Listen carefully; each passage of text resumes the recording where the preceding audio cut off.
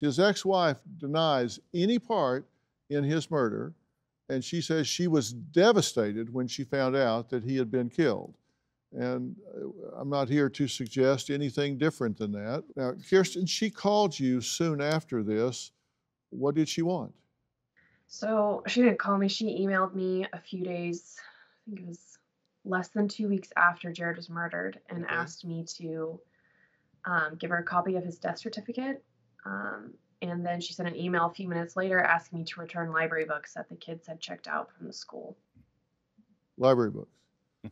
Um, did she offer condolences? Was she personal in this at all? Did she relate to you in a way that you would relate to someone that had just lost their husband?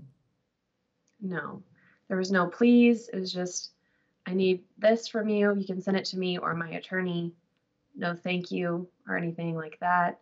The library books was pretty matter of fact. Would you characterize it as cold? Yes. You've probably seen Caitlyn Becker here over the years a number of times. There's a reason that Caitlyn is invited here a lot because she doesn't just report on events. Caitlyn takes a deep dive into stories and she reports about the people.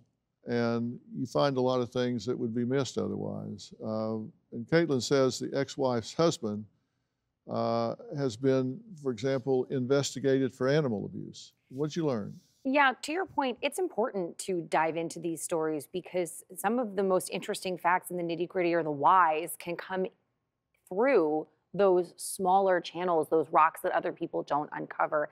And when looking into Mario, we discovered that he seemed to have an issue with cats.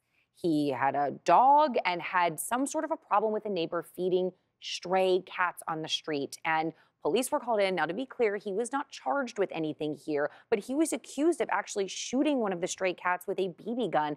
That is troubling. I mean, you could definitely sort of exposit on this a little bit more about the links between animal cruelty and animal hatred and acts of violence. But that is something that seemed very troubling in our reporting. Do you have a story or a question for me? Click the link in the description and tell me what in the world is going on.